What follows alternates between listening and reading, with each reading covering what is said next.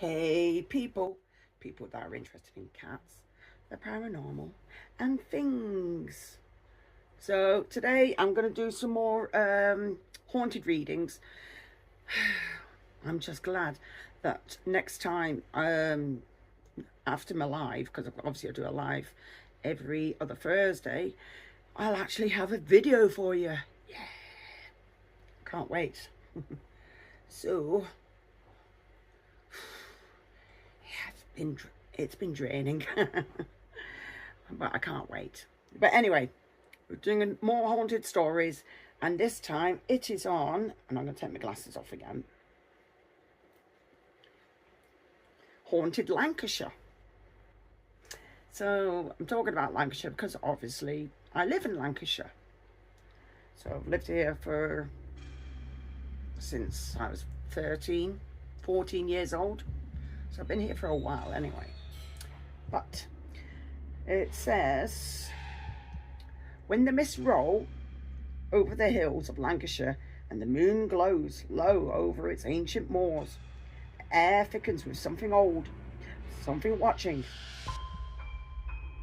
There are places in this county where time has refused to move on, where stories echo through stone corridors and whispers leak from cellar doors. Some say these are just tales, born of long winters and wild imaginations. But ask the caretakers, the publicans, the solitary walkers. They ventured too far from the path. Reminds me of Werewolf of London. Don't leave the path. They tell you Lancashire is haunted, not by legends alone, but by the dead who never left. So, this is about Lancaster Castle.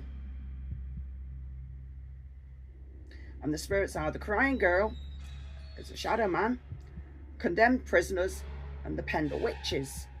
So, pretty cool. It says, Lancaster Castle is one of the most chilling locations in all of Britain.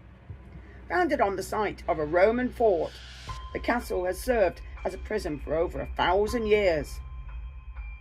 Its walls have witnessed executions, torture, and the infamous Pendle witch trials of 1612. The most commonly seen spectre is the crying girl, often heard sobbing in the old well tower where the female prisoners were held. Her weeping is described as hollow and childlike, though no one has ever found the source. Some believe she is one of the accused witches, separated from her family before her execution. Others say she is a young girl who died of exposure while imprisoned for stealing food. Then there was the Shadow Man, a towering dark figure that looms in the corner of rooms. Guards have refused to patrol certain halls alone due to his oppressive presence. Reports often include the sound of chairs dragging across flagstones or doors slamming shut with a natural force.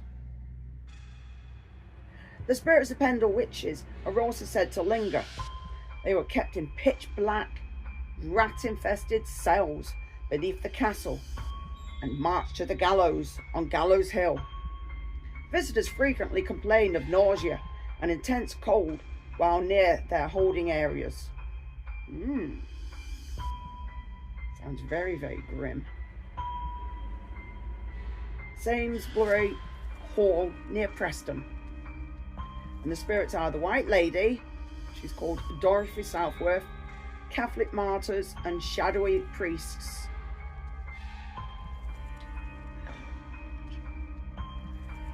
The magnificent black and white timber hall dates back to 1325.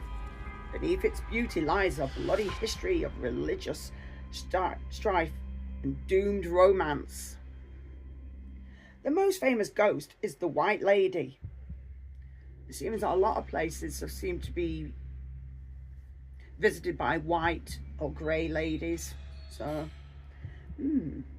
identified by many as Dorothy Southworth, she fell in love with a Protestant boy at the height of Catholic Protestant tensions. Her family, devout Catholics, murdered him to prevent the union. Dorothy was driven mad with grief,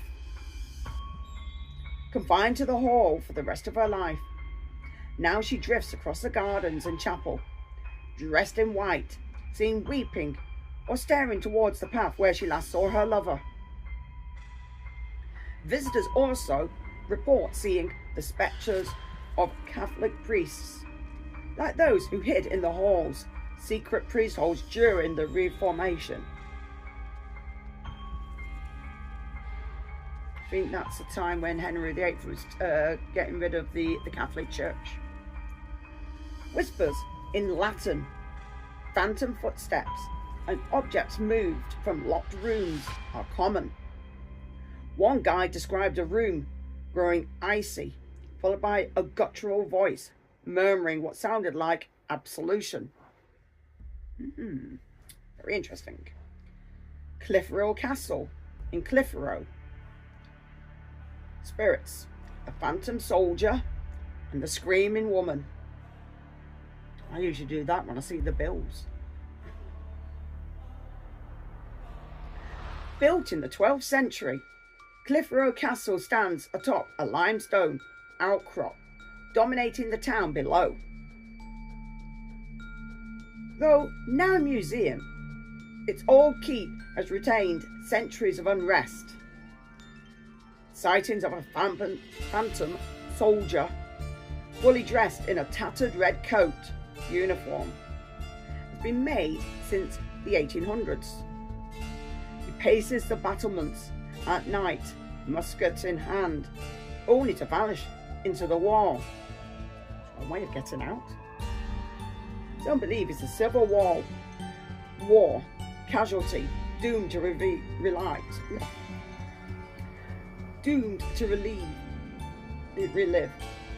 I'll put my teeth back in a minute. Doomed to relive his watch forever.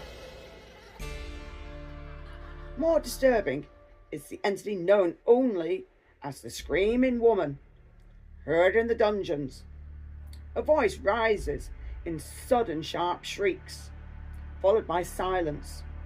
The source has never been identified, though some say she was one of the prisoners left to die during a siege. Poor woman. Horton Tower, which is near Preston. And the spirits are the murdered stable boy, Sir Gilbert Hogton, and the woman in black. Hogton Tower, a brooding fortified manor overlooking the Ribble Valley, is a place of grandeur and gloom. King James once stayed there, and it's even claimed that Shakespeare may have visited. I suppose it gives him inspiration for some of his books. But beneath the opulence lies horror.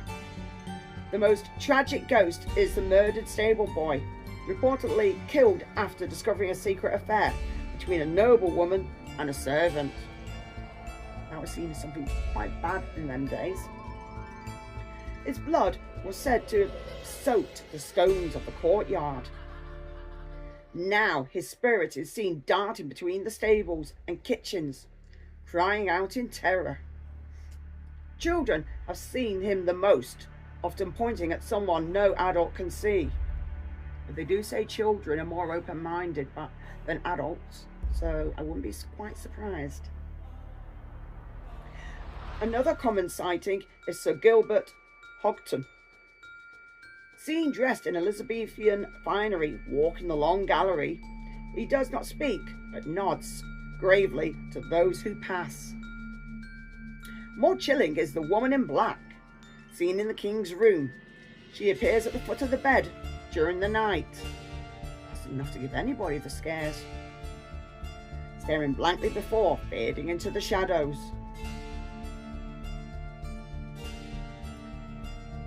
Townley Hall, Burnley.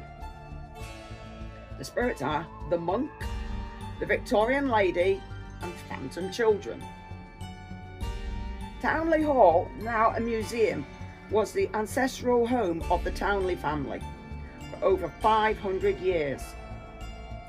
Its wood-panelled halls and Catholic chapels seem to echo with voices from another world. Sorry, if you see my arm shaking, it's natural. It's to do with my fibromyalgia. I just generally start shaking. So I'm not scared of my stories. One ghost is that of a monk believed to have used the hall's secret chapels during the Reformation. He's seen gliding silently down stone staircases, a rosary swinging from his hands. Then there's the Victorian lady, often spotted looking out of the upper windows of the descending the grand staircase. She is thought to be Lady Mary Townley, whose tragic loss of several children to disease never left her. Well, in them days, children died young because they didn't have the medical knowledge that we do have today, where we can cure majority, not all, but majority of the common illnesses. Visitors also hear the laughter and crying of phantom children in the nursery wing. Children who died of scarlet fever during the 1800s. Then we've got the Golden Lion in Lancaster. The spirits are screaming witches and the hooded figure. This pub, standing since the 17th century, is said to have housed some of the Pendle witches before their trial. Guests and staff have reported the screams of a woman coming from the cellar late at night. She probably found somebody's nicked all her beer. I'd scream too. Followed by the sound of footsteps on the stairs, though no one is ever there. The hooded figure has also been seen walking into walls or vanishing in mirrors. Ale taps are turned off or opened by invisible hands, and glasses have been flown from shelves as if pushed. The landlords have often reported feeling watched even when alone.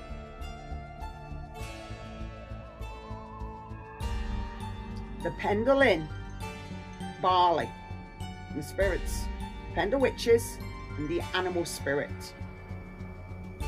Located at the base of Pendle Hill, the Pendle Inn sits in the heart of England's most infamous witch country. Guests have seen shadowy figures flickering past the windows, even in locked upper rooms. One regular described being pushed from behind in the beer garden, only to find no one there. Excuse me. The pub is linked to Old Demdike and Chattox, the infamous Pendle witches, whose families lived nearby. An animal spirit resembling a dog or a large cat has also been spotted darting under tables or appearing in the fireplace. It's going to be a bit toasty in there. Locals whisper that it may be a familiar spirit summoned long ago. Interesting. The Old Hob Inn, Bamber Bridge. Spirits, the Grey Man and the Laughing Woman. With a history dating back to the 17th century, this creaking, low-ceiling inn feels frozen in time. Its most frequent ghost is the Grey Man, a stooped figure seen at the bar or sitting alone in dark corners. It must be scary to hide in the dark corners. When approached, he vanishes completely. Patrons say the air turns cold and still just before he appears. Somebody needs to turn the heating on. Another entity is the Laughing Woman, who haunts ladies' toilets. It's a bit smelly. Her laughter is mocking, unnatural, and often accompanied by the flickering of lights. She wants a toilet disco. No one knows who she is, though some say she was a scorned barmaid who died in a fire upstairs. So why is she haunting the toilets? I need a drink. Otherwise I'm going to keep coughing. And, I find it annoying when I start coughing. Don't know about you lot, but I do.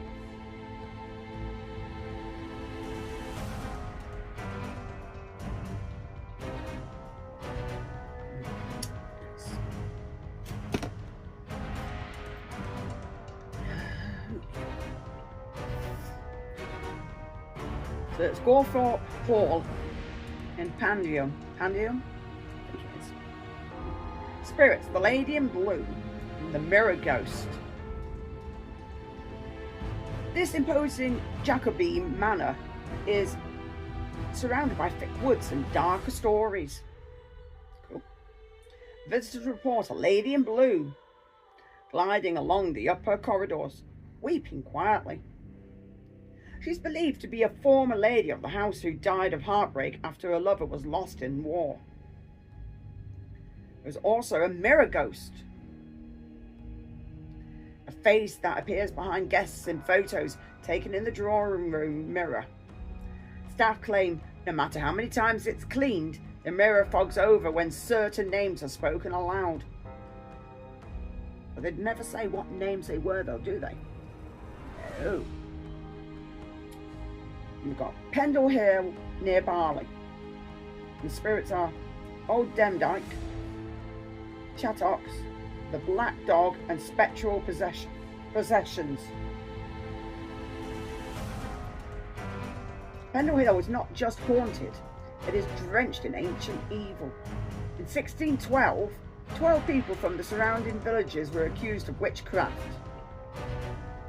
In other words, if they were doing, in them days, alternative medicine and it worked, you were seen as doing witchcraft. 10 were hanged. The ghosts, and perhaps something older, are said to haunt the moors. Walkers report spectral possessions along the ridges at night. Hooded figures bearing lanterns, chanting in languages no one understands. It's probably Old English. Some has followed these lights, only to find themselves lost for hours. And have they ever heard of Google Maps? The ghost of Old Demdike is seen as the old hag with glowing eyes. She needs sunglasses. Muttering curses. Chattox, her rival, appears more subtly as a rotting stench and sudden migraines that disappear without explanation. They always say paracetamol cures all. And then there's the Black Dog, a shadow beast seen streaking across the hills. Many believe its manifestation of a demonic familiar still guards its mistress' territory centuries after her death.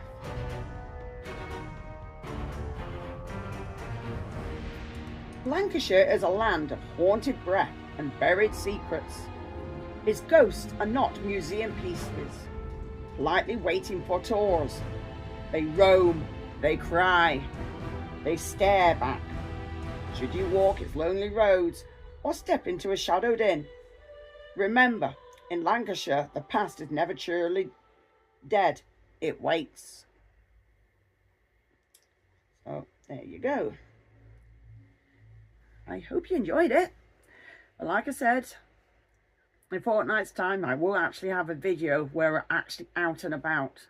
I can't wait. I'm so looking forward to it. And hope you are too. Now, I'm hoping everybody's received their gifts, but I do believe that somebody has not sent me their address yet. And now the rules are, I hold on to all gifts for up to 2 months, and after that, they go back into on a live as a giveaway. So it just gives everybody the opportunity to, you know, if they have problems getting online, sometimes it can take a month just to get online and stuff like that. And there's many ways of contacting me, like by email, which I always have down in the description. So if you have any chance you want to contact me, then use that. Also, all the other links are all down in the description as well, just in case if you ever need to use them. So anyway, I hope you enjoyed the video. Please like, share and subscribe, and thank you for watching. Bye.